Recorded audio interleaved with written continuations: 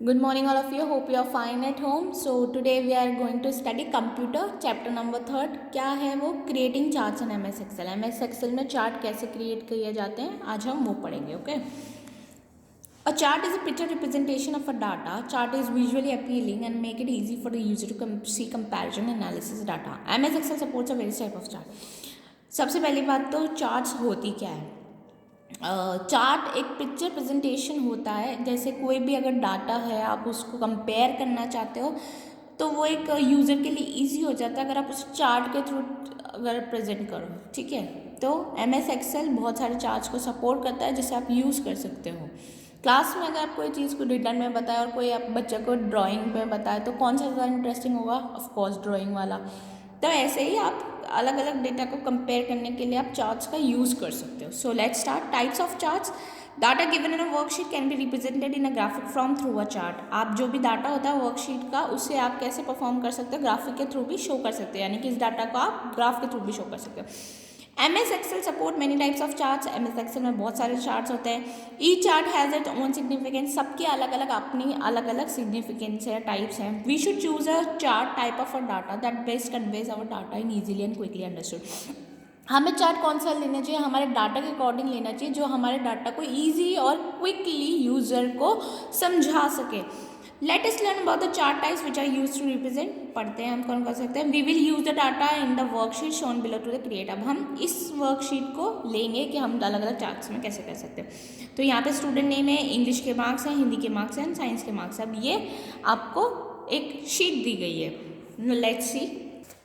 First of all आप column chart पढ़ते हैं. कॉलम चार्ट होते हैं ये ऐसे जो बनाए गए होते हैं कॉलम्स में. Okay. A column chart displays the data which changes over a period of a time. Column कैसे चेंज होते हैं? पीरियड ऑफ टाइम के साथ चेंज होते रहते हैं. And compares various item. अलग अलग बहुत सारे आइटम्स को एक साथ कंपेयर कर सकता है. And column chart categories are typical organize along the horizontal axis and the values along with the vertical axis. इसमें क्या होता है? दो तरह से आप चीज़ें देख सकते हो. Typically organize along horizontal axis पे होती है उसकी ऑर्गेनाइजेशन और उसकी जो वैल्यूज़ होती है वो वर्टिकल पे होती है. यानी कि यहाँ पे तो आपका नेम वगैरह आ जाएगा और जो वैल्यू होगी वो इस पे आएगी वर्टिकल एक्सिस पे. ओके. नेक्स्ट होता है बार चार्ट. ये बार्स हो गए. अब bar chart can be represent in tabular format as well as in the pattern of columns. आप इसे टेबल के फॉर्म में भी दिखा सकते हो या फिर आप कॉलम्स में. जैसे ये कॉलम आ रहे पीछे तो इसकी जगह टेबल भी आ सकती है.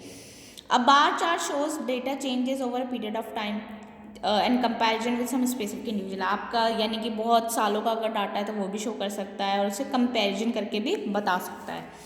Line charts. ये लाइंस हैं, ये चार्ट्स हैं. ओके. ये लाइन के थ्रू हमें चार्ट बताए गए हैं. A line chart represent data in different line styles. अलग अलग लाइन स्टाइल्स में आपको डेटा शो करता है. It shows the data trends from equal intervals. Equal यानी कि जहाँ से स्टार्ट हो रहा है वहीं से आपको शो करेगा.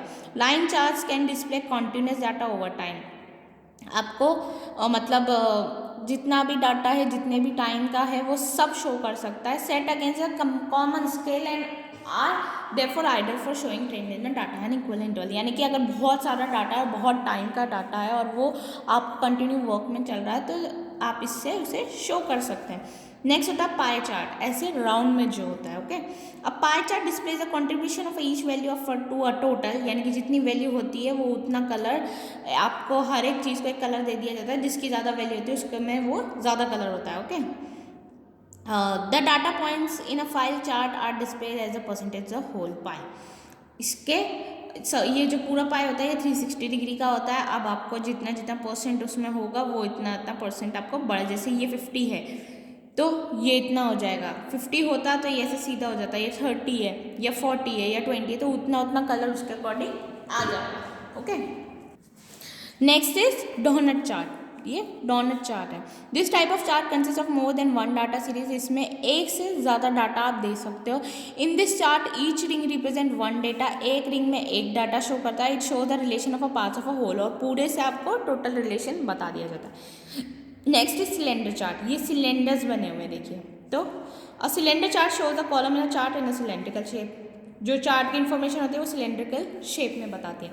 Next is cone chart. Cone chart represent the form in a cone form. यानी कि ये कॉन फॉर्म में शो करता है. Next is pyramid. पिरामिड में क्या होता है? पिरामिड के शेप में शो करता है. नाउ क्रिएट चार्ट कैसे क्रिएट करेंगे? To create chart using MS Excel following this step, हमें कुछ स्टेप्स फॉलो करने पड़ेंगे।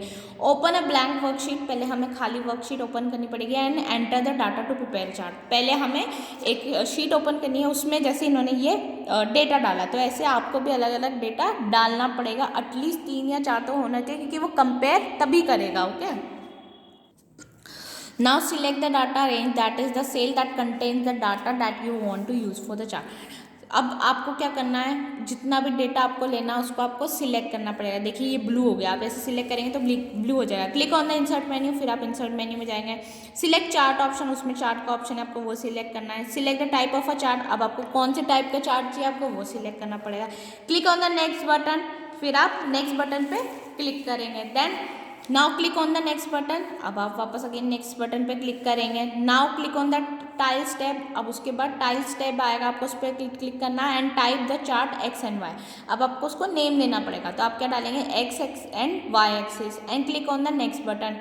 फिर आप नेक्स्ट बटन पे क्लिक करेंगे तो अगले डायलॉग बॉक्स पे चल जाएगा। Now click on the finish button, उसके बाद आपको क्या करना पड़ेगा, एंड में आके फिनिश बटन पे क्लिक करना पड़ेगा। The chart will be inserted in the worksheet. आप देखिए ऊपर आपकी वर्कशीट है, आपने चार्ट क्रिएट किया, साथ में आपको चार्ट भी शो होने लग जाएगा, जो भी आप चार्ट सिलेक्ट करेंगे आपके डेटा के according. Sorting the data, data को कैसे सॉर्ट करना है, यानी कि सपोज आपने लिख दिया है उल्टा सिल्टा, अब आपको क्या करना है, उसे असेंडिंग फॉर्म में करना है या उसे डिसेंडिंग फॉर्म में करना है, तो इसे सॉर्टिंग बोलते हैं। Sorting of data means arranging the data. Okay, arrange करना गिवन ऑर्डर में। In Excel we can sort our numerical as well as character data. हम कैसे सॉर्ट कर सकते हैं, या तो आप न्यूमेरिकल बेस पे 1 2 3 4 5 ऐसे कर सकते हो, या आप अल्फाबेटिकल में भी कर सकते हो। Data can be sorted in two ways, ascending और डिसेंडिंग, दो तरीके से हो सकता है, या तो असेंडिंग फॉर्म में होगा या डिसेंडिंग फॉर्म में होगा। असेंडिंग ऑर्डर आपको पता होना चाहिए क्या होता है, 1 2 3 4 जो हमारी सीधी गिनती होती है उसे हम असेंडिंग ऑर्डर बोलते हैं। Character data ABCDEF। अब डिसेंडिंग में क्या होता है, न्यूमेरिक डेटा उल्टा चलता है, यानी कि अगर 10 है तो 10 9 8 7 6 5 4 3 2 1 ऐसे चलेगा। और कैरेक्टर डाटा है तो वो Z से स्टार्ट होगा, यानी कि जो भी लास्ट वाला होगा उससे वो उल्टा स्टार्ट करना। अब कैसे सॉर्ट करते हैं, again select the data to be sorted. अब जो आपकी शीट का डाटा है आपको उसको सिलेक्ट करना है। Click on the data menu, अब आपको डाटा मेन्यू पे क्लिक करना है। Select the sort option and click on it. अब आपको उसमें आपको सॉर्टिंग का ऑप्शन दिखाई देगा, आप उस पर सॉर्ट पे जाके क्लिक करेंगे तो फिर आपके सामने अगला डिस्प्ले बॉक्स हो जाएगा। Now choose the column to be sorted. अब आपको कौन कौन से कॉलम में सॉर्ट करना है आपको वो भी सिलेक्ट करना पड़ेगा। Now select the ascending order. अब आपको असेंडिंग में करना है या डिसेंडिंग में करना है, आपको उसके अकॉर्डिंग सिलेक्ट करना पड़ेगा। Click on the okay button, उसके बाद आपको ओके बटन पे क्लिक करना है। ओके, फिल्टरिंग द डाटा, इसके अलावा डाटा फिल्टरिंग भी होती है। कैसे होती है, we use filter option of MS Excel to view only required data from the large amount of a data. Suppose बहुत सारा डेटा है, बहुत सारा आपके कम से कम 100-200 का डेटा है और आपको चाहिए 20 लोगों का, तो आप उससे क्या कर सकते हो, फिल्टर कर सकते हो। तो फिल्टर में जो डाटा आपको चाहिएगा वही आएगा। Filter data display only the rows that meet criteria that you specify and hide of the rows to be display. यानी कि आपने इन्फॉर्मेशन डाल दी, सपोज कि मुझे इसकी ही इन्फॉर्मेशन चाहिए। अब आपके पास डाटा तो बहुत सारी जगह का है, आपको सिर्फ जयपुर का चाहिए। ओके, तो आप जयपुर डालेंगे तो वो सिर्फ जयपुर वाला शो करेगा। तो देखते हैं कैसे। सिलेक्ट द कंप्लीट डाटा, पहले तो आपको पूरा डेटा सिलेक्ट करना पड़ेगा। Click on the data menu, again data menu पे क्लिक करें, यहाँ ऊपर होता है नाउ फिल्टर ऑप्शन। अब आपको फिल्टर ऑप्शन पे जाना है। Click on the auto filter option. अब अगेन आपको उसमें क्या सिलेक्ट करना है, ऑटो फिल्टर ऑप्शन सिलेक्ट करना है। Now in case you want to view any specific information, अब आपको कोई स्पेसिफिक इन्फॉर्मेशन देनी है तो click on a drop down list, उसमें एक ड्रॉप डाउन लिस्ट आएगी, आपको उस पर क्लिक करना है। Now select the custom option, आपको उसमें फिर कस्टम ऑप्शन सिलेक्ट करना, आपको गिवन होगा ऑटो फिल्टर में, आपके पास ऑटो फिल्टर वर्क्स अपीयर हो जाएगा, यानी कि सामने आ जाएगा। Select the condition of your choice, greater than smaller than. अब आपको ग्रेटर देन चाहिए या स्मॉलर देन चाहिए, आपको वो कंडीशन सिलेक्ट करनी पड़ती है। फिर आप ओके बटन डाल देंगे। ओके बटन डाल देंगे, it will show the following screen. अब आपको स्क्रीन शो कर देगा, यानी कि जो जो डाटा आपको चाहिए था बस वही शो होगा, यानी कि 100 लोगों में से अगर आपको 20 का चाहिए तो वो 20 को ही शो करेगा। रिमूविंग द फिल्टर, अब आपको क्या करना है, रिमूव करना है फिल्टर को। आपने ये फिल्टर डाल दिया, ठीक है, वो डाटा शो हो गया, अब आपको रिमूव करना है। तो click on the data menu, again data menu पे क्लिक करेंगे। Select the filter option, filter option पे जाएंगे। D select the auto filter option, जब हमने ऑटो फिल्टर ऑप्शन इसमें लगाया था आप उसको डी सिलेक्ट कर दीजिए, तो वो जो भी ड्रॉप डाउन लिस्ट होगी वो हट जाएगी। Okay, so here we have completed our chapter kindly go through the chapter carefully. अगर आपको समझ नहीं आता है, you can message me. Thank you, have a great day.